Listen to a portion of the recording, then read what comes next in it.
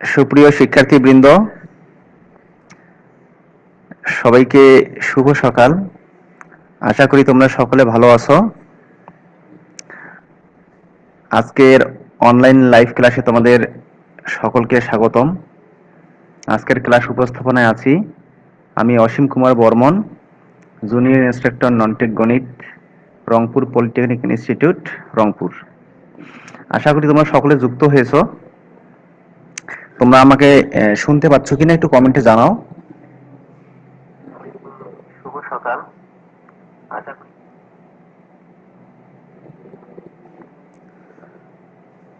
আশা করি তোমরা সকলে শুনতে পাচ্ছ।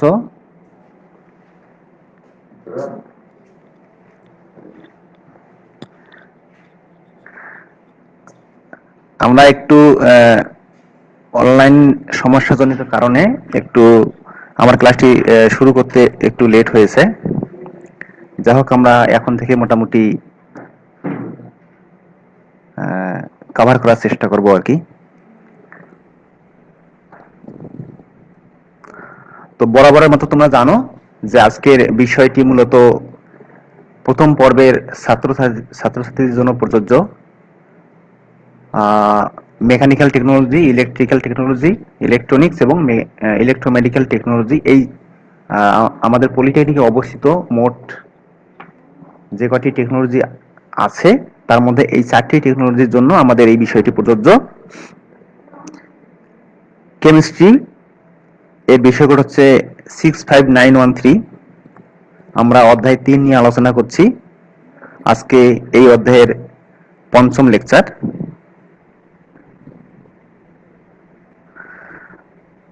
তো আমরা মূল আলোচনায় চলে যাই। আজকের পাঠের শিখন ফল। আজকের পাঠ শেষে শিক্ষার্থীরা জারণ ও বিজারণ কি তা জানতে পারবে। জারণ ও বিজারণের পুরাতন ও আধুনিক বা ইলেকট্রনীয় সংজ্ঞা সম্পর্কে জানতে পারবে। জারক ও বিজারকের পুরাতন ও আধুনিক সংজ্ঞা সম্পর্কে জানতে পারবে। এখানে আধুনিক বলতে ইলেকট্রনীয় সংজ্ঞাকে বোঝানো হয়েছে। জারণ ও বিজারণের মধ্যকার পার্থক্য জানতে পারবে। রিডক্স বিক্রিয়া সম্পর্কে জানতে পারবে এবং জারণ সংখ্যা নির্ণয় করতে পারবে। মোটামুটি আমরা আজকের পাঠ শেষে এই জিনিসগুলো আয়ত্ত করব।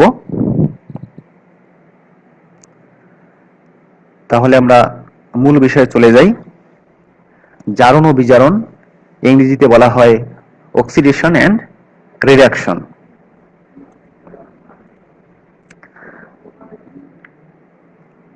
আমরা প্রথমে জারণ এবং বিজারণের পুরাতন যে সংজ্ঞাটি আছে সেটি সম্পর্কে আমরা একটু আলোচনা করি।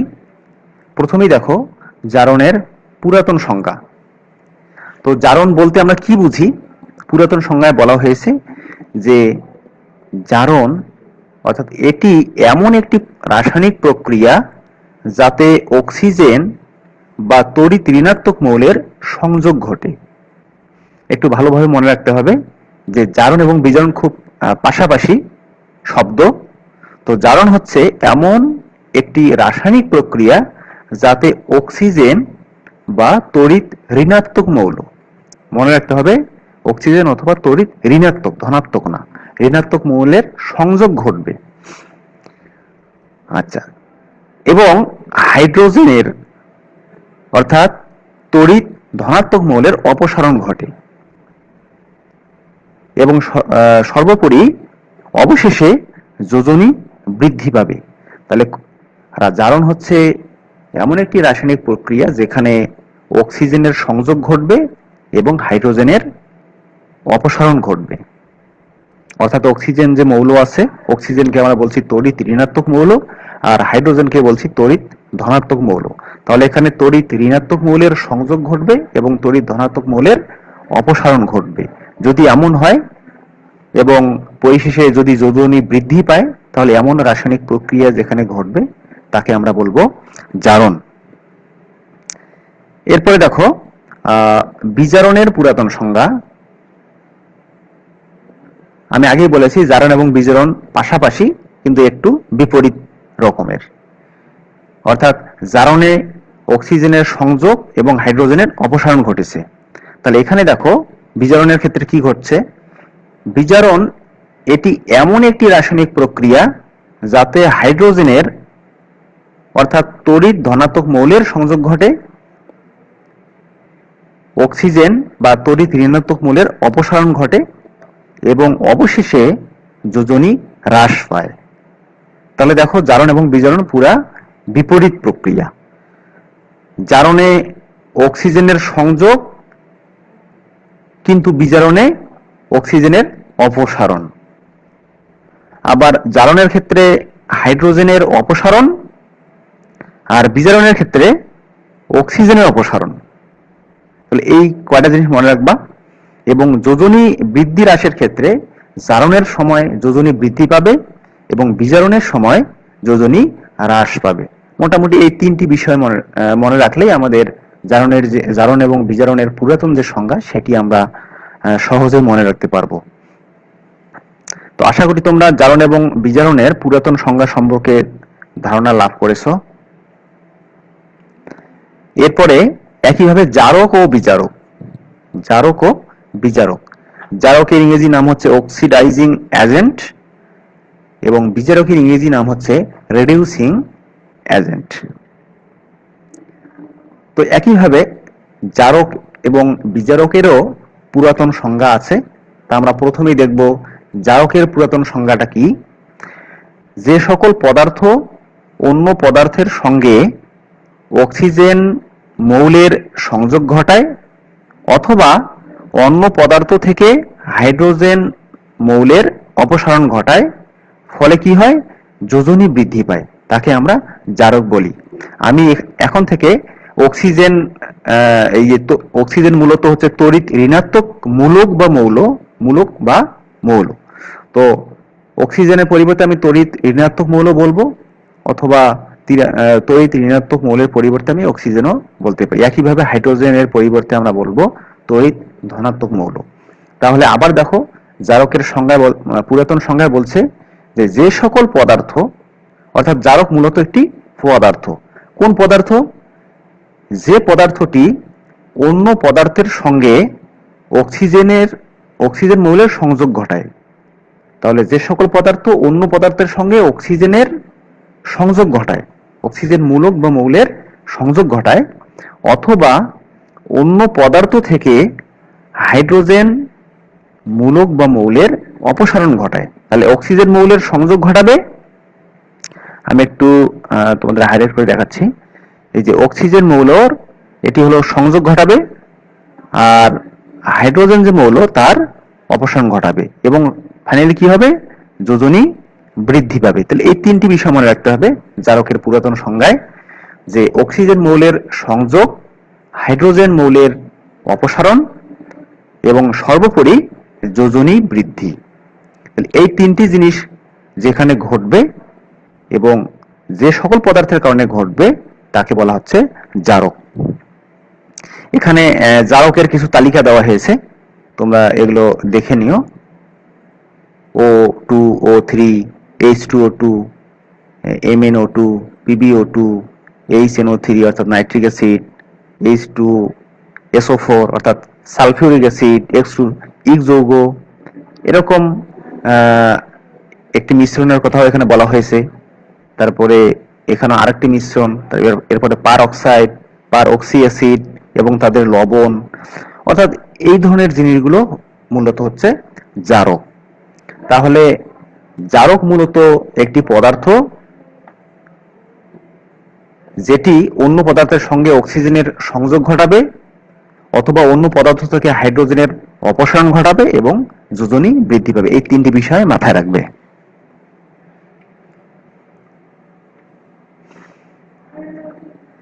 এরপরে দেখো বিজারকের পুরাতন সংজ্ঞা।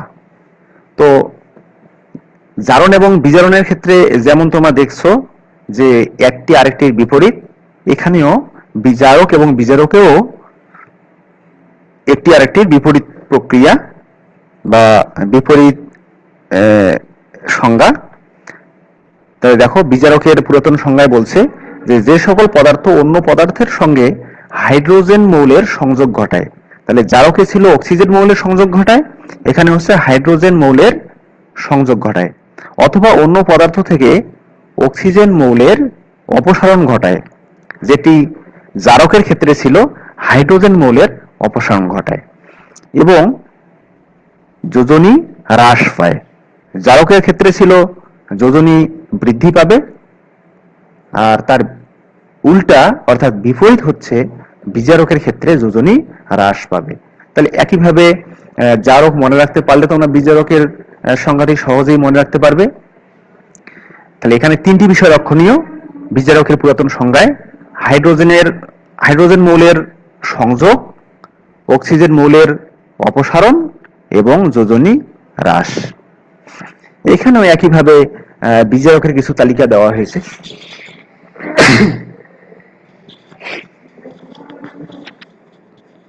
এখানে তোমরা এগুলো বিজারকের তালিকাগুলো দেখে নিবা, যেমন H2, তারপরে সি অর্থাৎ কার্বন, CO, তারপরে হাইড্রোজেন সালফাইড, SO2, HI, এরকম বিভিন্ন রকমের ধাতু, আঁশ যৌগ সমূহ, হ্যাঁ, এরকম বিভিন্ন যেগুলো উপাদান, এগুলো হচ্ছে মূলত বিজারক। এখন আমরা জারণ বিজারণের আধুনিক বা ইলেকট্রনীয় সংজ্ঞা, তাহলে আমরা কিছুক্ষণ আগে যেগুলো আলোচনা করলাম সেগুলো জারণ বিজারণের পুরাতন সংজ্ঞা, একইভাবে জারক ও বিজারকেরও পুরাতন সংজ্ঞা নিয়ে আমরা আলোচনা করলাম। এখন আমরা আধুনিক সংজ্ঞায় আসি,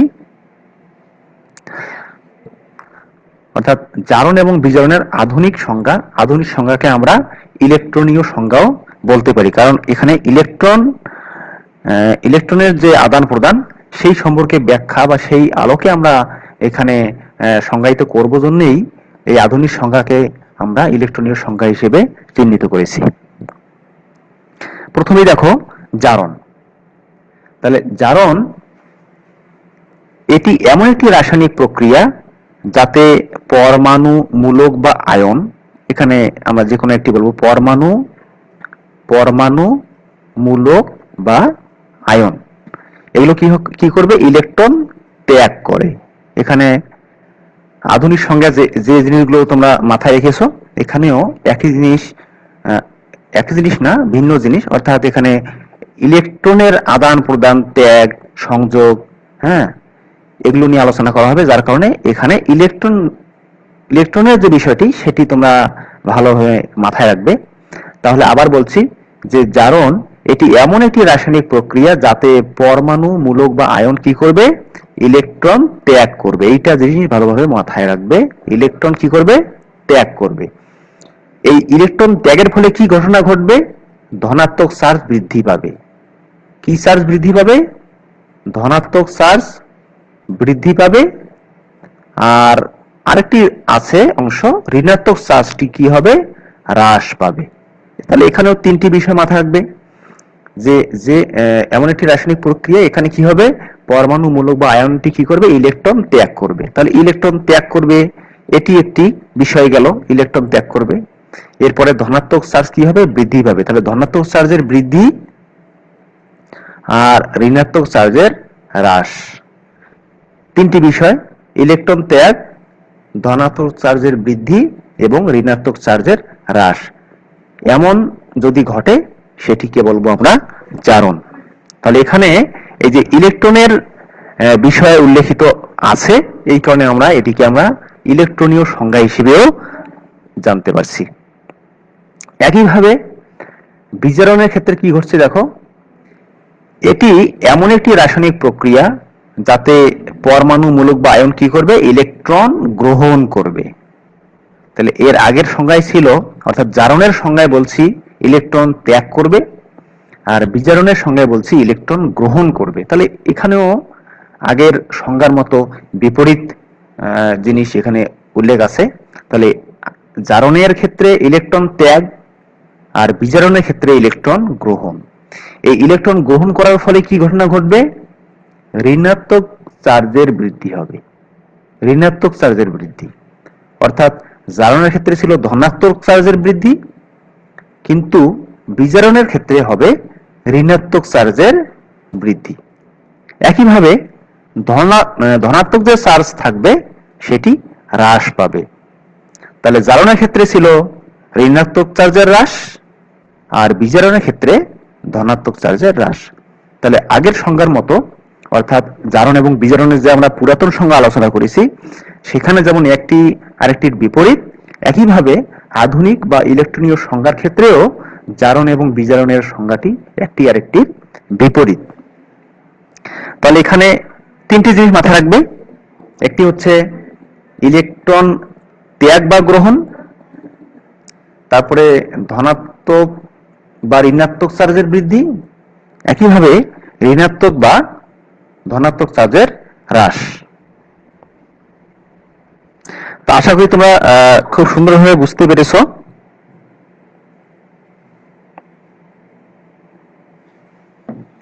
আচ্ছা, এরপরে আমরা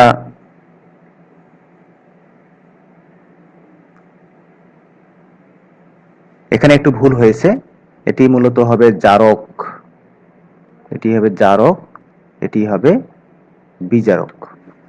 জারক ও বিজারক। তাহলে আগে আমরা জারক এবং বিজারকের যেমন পুরাতন সংজ্ঞা শিখেছি, একইভাবে এখানে জারক এবং বিজারকের আধুনিক বা ইলেকট্রনীয় সংজ্ঞা নিয়ে আলোচনা করব। তাহলে প্রথমে দেখো জারক। তাহলে জারকের ইলেকট্রনীয় সংজ্ঞায় বা আধুনিক সংজ্ঞায় বলা হচ্ছে ইলেকট্রন গ্রহণ করে। জারকের ক্ষেত্রে জারক কাকে বলবো আমরা? ইলেকট্রন গ্রহণ করে নিজে বিজারিত হয়। ইলেকট্রন কি করবে? গ্রহণ করবে। এটি মাথায় রাখবে। ইলেকট্রন গ্রহণ করবে এবং ইলেকট্রন গ্রহণ করার ফলে নিজে বিজারিত হবে। তাহলে ইলেকট্রন গ্রহণ করে নিজে বিজারিত হবে, এবং যেহেতু নিজে বিজারিত হবে সুতরাং অন্যকে জারিত করবে। তাহলে ইলেকট্রন গ্রহণ করবে, ইলেকট্রন গ্রহণ করে নিজে বিজারিত হবে, এবং যেহেতু ইলেকট্রন গ্রহণ করে নিজে বিজারিত হবে সুতরাং অন্যকে জারিত করবে। আর অন্য পদার্থের অধাতু অংশকে বৃদ্ধি করে। অন্য পদার্থ যে থাকবে তার অধাতু যে অংশটি তাকে বৃদ্ধি করবে। তাহলে এখানেও তিনটি জিনিস, ইলেকট্রন গ্রহণ করবে, নিজে বিজারিত হবে এবং অন্যকে জারিত করবে। তাহলে এই তিনটি বিষয় মাথায় রাখবে জারকের আধুনিক বা ইলেকট্রনীয় সংজ্ঞার ক্ষেত্রে। এখানে জারক হিসেবে হ্যালোজেন সমূহ, অর্থাৎ হ্যালোজেন যেগুলো আছে আমাদের, তাদের একটি ক্রম দেখানো হয়েছে, তোমরা এটি দেখে নিবা। F2, C2, Br2, I2, অর্থাৎ জারক হিসেবে হ্যালোজেন সমূহ যে ক্রম, এটি এই ক্রমানুসারে কাজ করবে। এরপরে দেখো বিজারক। এখানে ইলেকট্রন কি করবে? ত্যাগ করবে বা বর্জন করবে। ত্যাগ বা বর্জন। তাহলে জারকের ক্ষেত্রে ছিল ইলেকট্রন গ্রহণ করবে, আর বিজারকের ক্ষেত্রে বিপরীত, ইলেকট্রন ত্যাগ বা বর্জন করবে। আচ্ছা, এটি গ্রহণ করে এটা হবে না, এটি হবে ত্যাগ করে।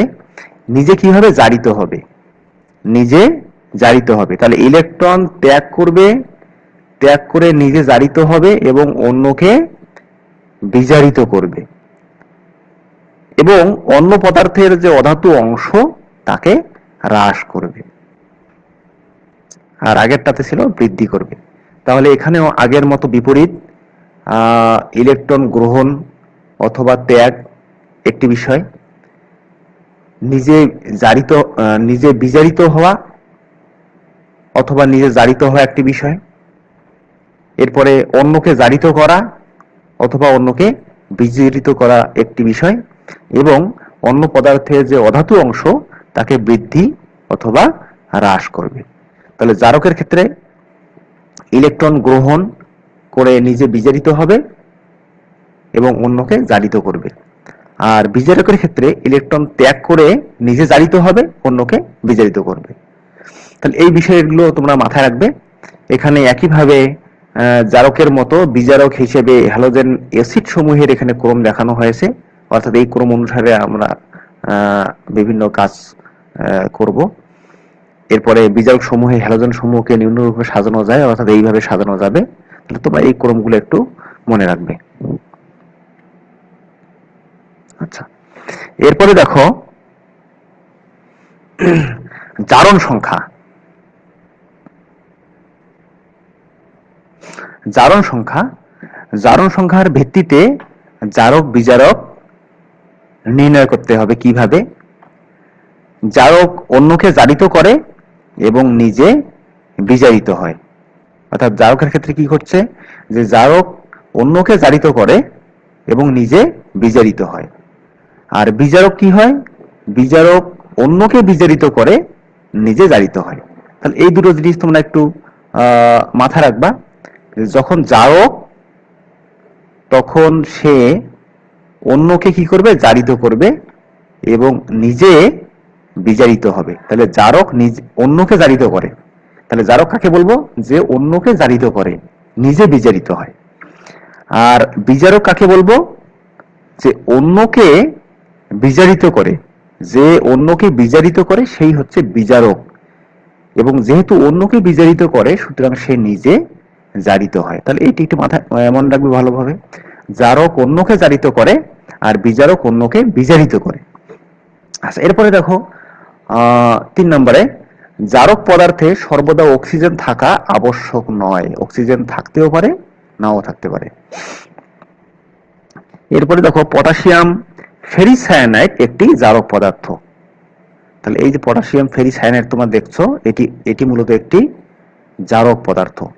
একইভাবে পটাশিয়াম পারম্যাঙ্গানেট এটাও একটি শক্তিশালী জারক। তার মানে আমরা দুটো জারকের দুটো উদাহরণ পেলাম, পটাশিয়াম ফেরিসায়ানাইড এবং পটাশিয়াম পারম্যাঙ্গানেট।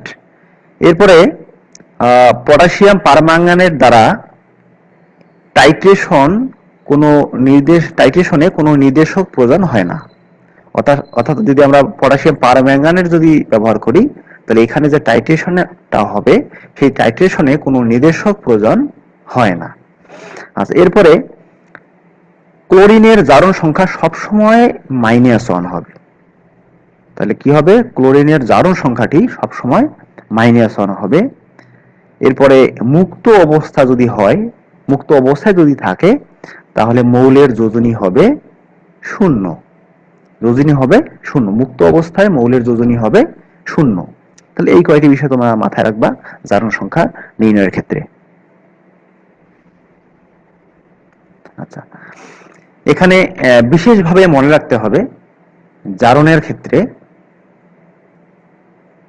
ইলেকট্রনের অপসারণ, অর্থাৎ এখানে ঋণাত্মক ইলেকট্রন E- এর অপসারণ হবে, ধনাত্মক চার্জের বৃদ্ধি হবে, ঋণাত্মক চার্জের হ্রাস হবে এবং যোজ্যতা বৃদ্ধি পাবে। জারণের ক্ষেত্রে কি কি ঘটে?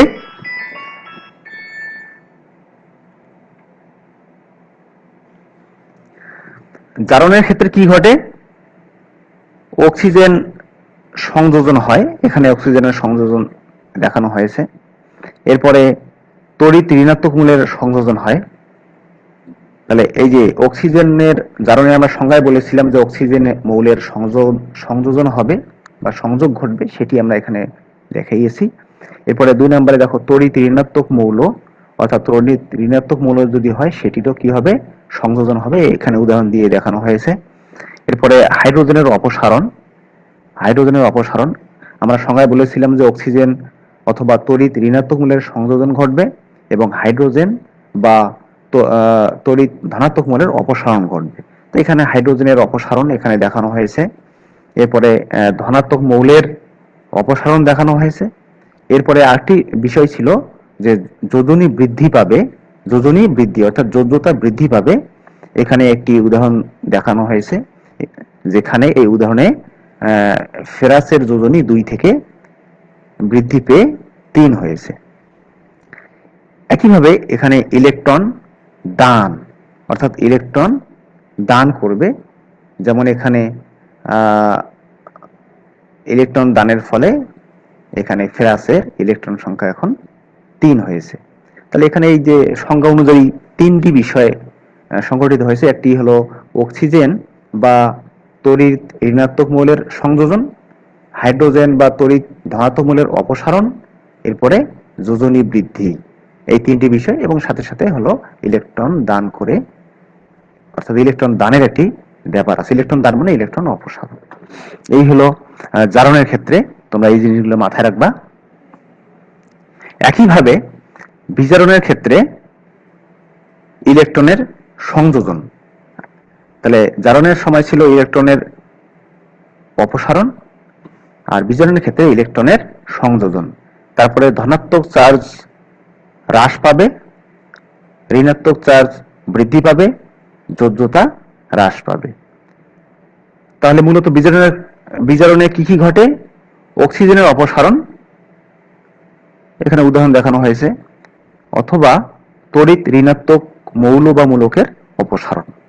তাহলে জারণের মতো বিজারণেও এখানে একটি বিষয়, বিপরীত বিষয়, অর্থাৎ জারণের ক্ষেত্রে তোমার অক্সিজেন বা তড়িৎ ঋণাত্মক মৌলের সংযোজন ঘটেছিল, কিন্তু বিজারণের ক্ষেত্রে অপসারণ ঘটবে। এখানে উদাহরণের সাহায্যে দেখানো হয়েছে।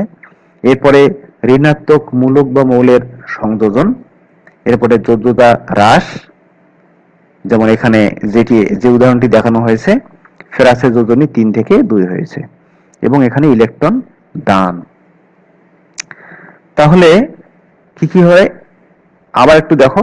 জারণের ক্ষেত্রে ইলেকট্রন ত্যাগ, জারকের ক্ষেত্রে ইলেকট্রন গ্রহণ, বিজারণের ক্ষেত্রে ইলেকট্রন গ্রহণ, আর বিজারকের ক্ষেত্রে ইলেকট্রন ত্যাগ।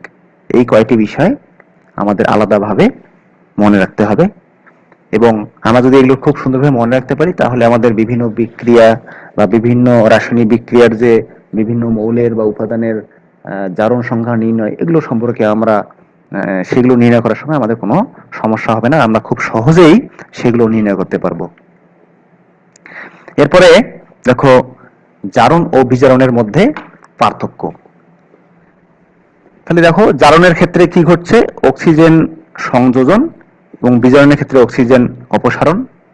জারণের ক্ষেত্রে অন্য ঋণাত্মক মৌলের সংযোজন, এবং বিজারণের ক্ষেত্রে অন্য ঋণাত্মক মৌলের অপসারণ।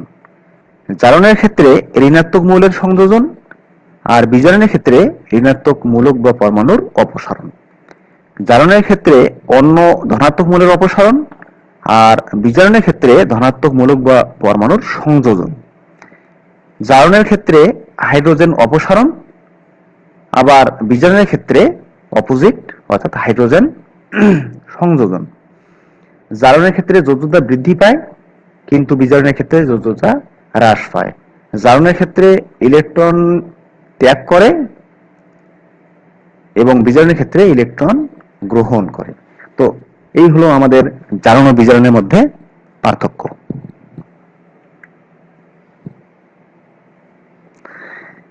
এরপরে দেখো আমরা একটি প্রশ্ন আকারে দিয়েছি এখানে, রিডক্স বিক্রিয়া কি?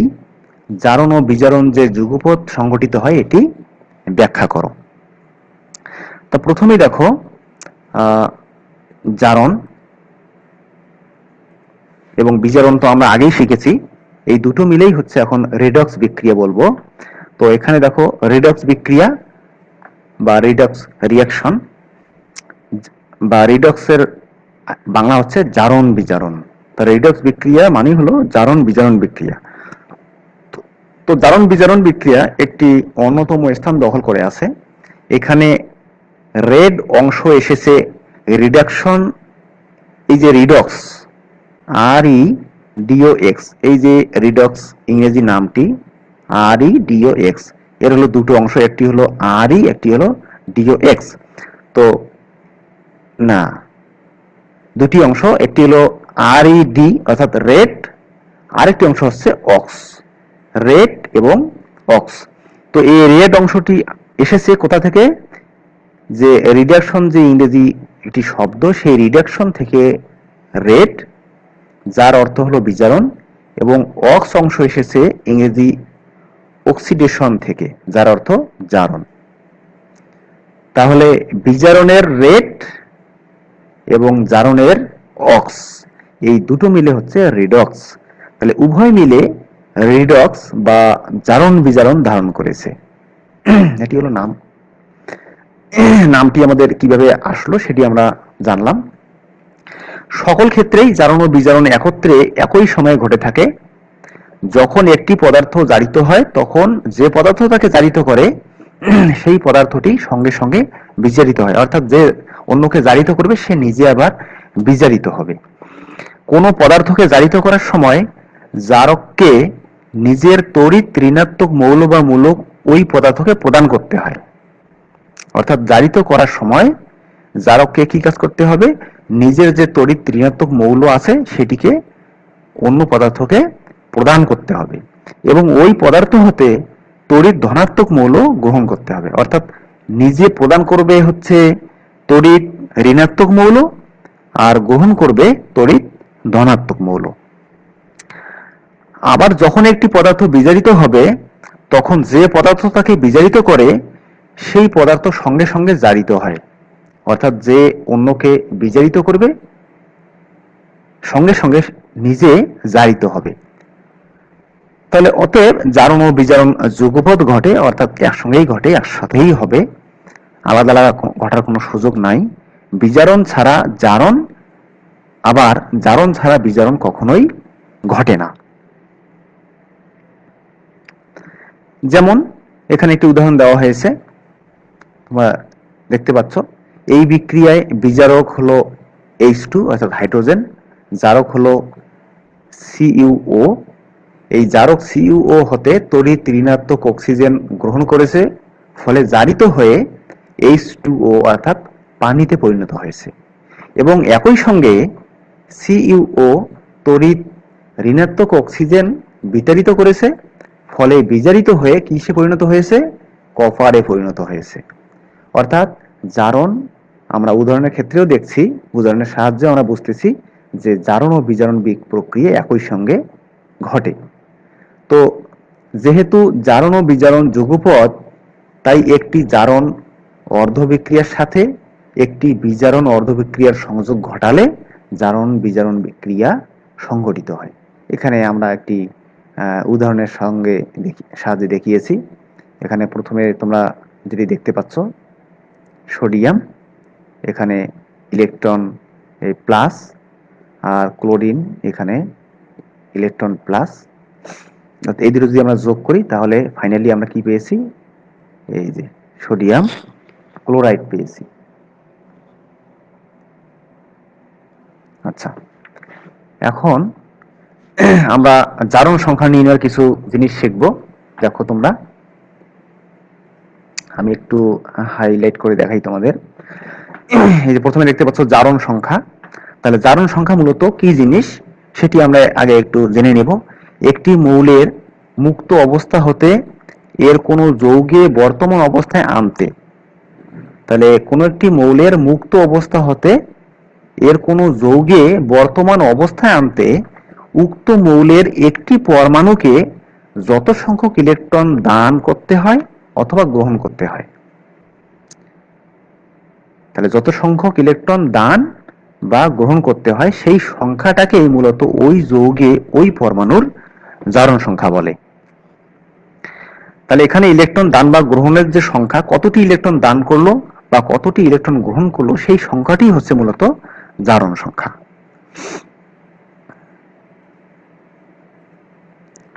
তাহলে জারণ সংখ্যা সম্পর্কে আমরা জানলাম।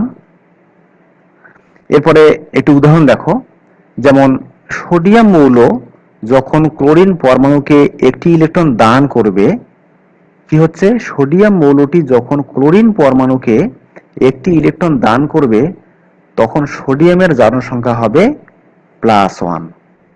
তাহলে দান করলে হবে +1, সোডিয়ামের জারণ সংখ্যা হবে +1 এবং ক্লোরিনের জারণ সংখ্যা হবে -1। যেহেতু সোডিয়াম একটি ইলেকট্রন দান করছে তাহলে তার জারণ সংখ্যা হবে +1 এবং ক্লোরিন যেহেতু ওই সোডিয়ামের দানকৃত একটি ইলেকট্রন গ্রহণ করছে, সুতরাং ক্লোরিনের জারণ সংখ্যা হবে -1। তাহলে যদি দান করে তাহলে প্লাস, গ্রহণ করলে মাইনাস, আর তাদের এই অবস্থাকে জারণ অবস্থা বলা হয়। তো আমরা এখন একটি এখানে উদাহরণ দেখানো হয়েছে, অর্থাৎ একটি HNO3 অর্থাৎ নাইট্রিক অ্যাসিড একটি মৌল দেওয়া আছে, এখানে নাইট্রোজেনের জারণ সংখ্যা কত সেটি আমাদেরকে নির্ণয় করতে হবে। তাহলে আমরা যেহেতু নাইট্রোজেনের জারণ সংখ্যা কত আমরা জানি না, সেটি নির্ণয় করতে হবে। সেটি আমরা একটাই ধরে নেই যে মনে করি নাইট্রোজেনের জারণ সংখ্যা x, অর্থাৎ x একটি সংখ্যা হবে। এখন নাইট্রোজেন বাদে বাকি আমাদের কি কি আছে, তাহলে এখানে কি কি জিনিস আছে, হাইড্রোজেন, নাইট্রোজেন এবং অক্সিজেন। তো নাইট্রোজেনে তো আমরা বের করব, তাহলে বাকি থাকলো হাইড্রোজেন এবং অক্সিজেন। তাহলে এখানে আমরা জানি যে হাইড্রোজেনের জারণ সংখ্যা হচ্ছে +1, এটি তোমরা মনে রাখবে, মুখস্থ রাখবে। হাইড্রোজেনের জারণ সংখ্যা হচ্ছে +1 এবং অক্সিজেনের জারণ সংখ্যা হচ্ছে -2। তাহলে হাইড্রোজেনের জারণ সংখ্যা +1, অক্সিজেনের জারণ সংখ্যা -2। তাহলে এই যে আমাদের নাইট্রিক অ্যাসিড অর্থাৎ HNO3, তাহলে এর মোট জারণ সংখ্যা কত? তাহলে এই যে প্রথমে আছে হাইড্রোজেন, তাহলে হাইড্রোজেনের যেহেতু +1, তাহলে এই যে 1, এরপরে আমরা যোগ করতেছি অর্থাৎ এই যে প্লাস চিহ্ন দিয়েছি। এরপরে আছে N অর্থাৎ নাইট্রোজেন, নাইট্রোজেনের জারণ সংখ্যা আমরা ধরে নিয়েছি x, সেই x হলো এইটা। এরপরে অক্সিজেনের হলো -2, তাহলে এখানে অক্সিজেনের কয়টি পরমাণু আছে? 3টি, তাহলে -2, এই যে -2 × 3, এবং এটি আমাদের একটি ইকুয়েশন তৈরি করতে হবে, ইকুয়াল হবে 0। তাহলে আমাদের যে মৌলটি দেওয়া থাকবে তার টোটাল জারণ সংখ্যার সমষ্টি হবে 0। এখন এটাকে যদি আমরা ক্যালকুলেশন করি, তাহলে x - 5 = 0 পাচ্ছি, অর্থাৎ x = 5। তাহলে x একটি নাম্বার বা সংখ্যা যার মান হচ্ছে 5, অর্থাৎ x এর ভ্যালু 5। তাহলে x আমরা কি ধরেছিলাম? নাইট্রোজেনের জারণ সংখ্যা। তাহলে নাইট্রোজেনের জারণ সংখ্যা পাচ্ছি +5, x = 5, অর্থাৎ এটা +5। তাহলে আমরা নাইট্রিক অ্যাসিডের নাইট্রিক অ্যাসিড যে মৌলটি আছে, এখানে নাইট্রোজেনের জারণ সংখ্যা আমরা সহজেই নির্ণয় করতে পারলাম। এখন আমরা অন্য আরেকটি উদাহরণ দেখি।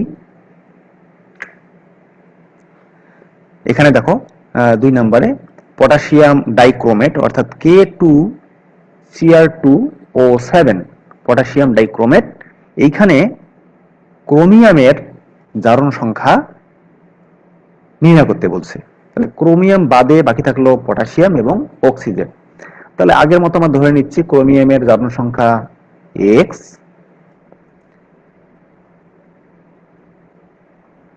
আমরা জানি যে পটাশিয়ামের জারণ সংখ্যা +1 এবং একটু আগে আমরা বলেছি যে অক্সিজেনের জারণ সংখ্যা হচ্ছে -2। তাহলে আমাদের যে এই পটাশিয়াম ডাইক্রোমেট যে আছে, তাহলে এর জারণ সংখ্যা মোট হচ্ছে কত?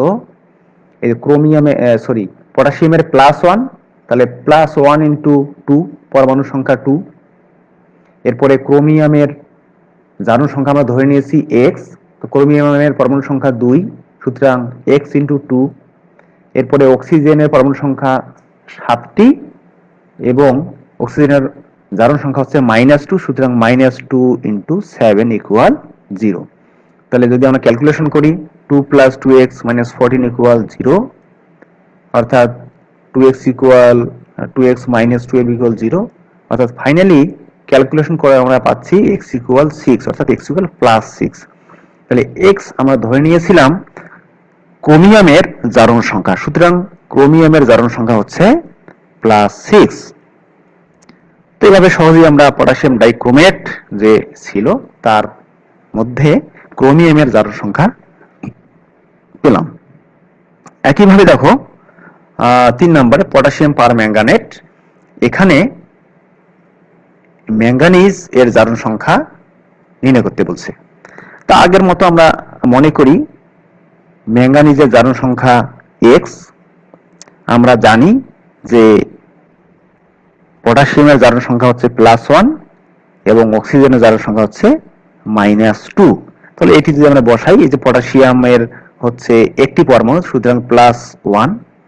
তারপরে ম্যাঙ্গানিজের হচ্ছে আমরা ধরে নিয়েছি x, অর্থাৎ x বলতে +x, আর অক্সিজেন যেহেতু -2, 4টি পরমাণু থাকার কারণে -2 × 4 = 0।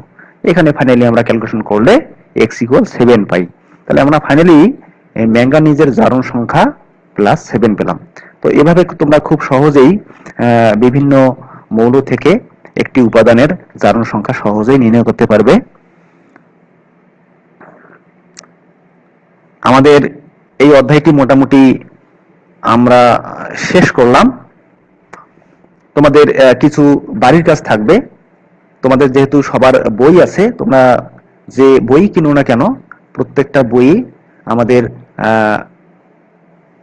কারিগরি শিক্ষা বোর্ডের অধীনে যে আমাদের ফাইনাল পরীক্ষা হয়েছে, কোন কোন অধ্যায় থেকে কোন কোন প্রশ্নটি আমাদের কতবার এসেছে, এগুলো তোমাদের প্রত্যেকটা বইয়ের প্রত্যেকটা প্রশ্নের সাথে লেখা আছে। তো তোমরা সেগুলো দেখে তোমরা সেগুলো ভালোভাবে পড়াশোনা করবা, চর্চা করবা, প্র্যাকটিস করবা। বেশি বেশি তোমরা জানো যে যত বেশি প্র্যাকটিস করবা তত তোমাদের জিনিসগুলো আয়ত্তে থাকবে। তো তোমাদের এখানে কিছু বাড়ির কাজ আমি দিলাম, এর আগে কিছু বাড়ির কাজ দেওয়া হয়েছিল। আশা করি তোমরা সেগুলো কেমিস্ট্রি খাতায় তুলেছো, অর্থাৎ কেমিস্ট্রি আলাদা একটি খাতা তোমরা বানিয়েছো, সেখানে তোমরা এই জিনিসগুলো লিখবে। তাহলে এখানে 3টি বাড়ির কাজ দেওয়া আছে। একটি হচ্ছে জারণ ও বিজারণের, যেগুলো আমরা অলরেডি আলোচনা করেছি। জারণ ও বিজারণের আধুনিক বা ইলেকট্রনীয় মতামত উদাহরণ সহ ব্যাখ্যা করো, এটি পড়বে এবং লিখবে। জারণ ও বিজারণের মধ্যে পার্থক্য লেখো, এটি।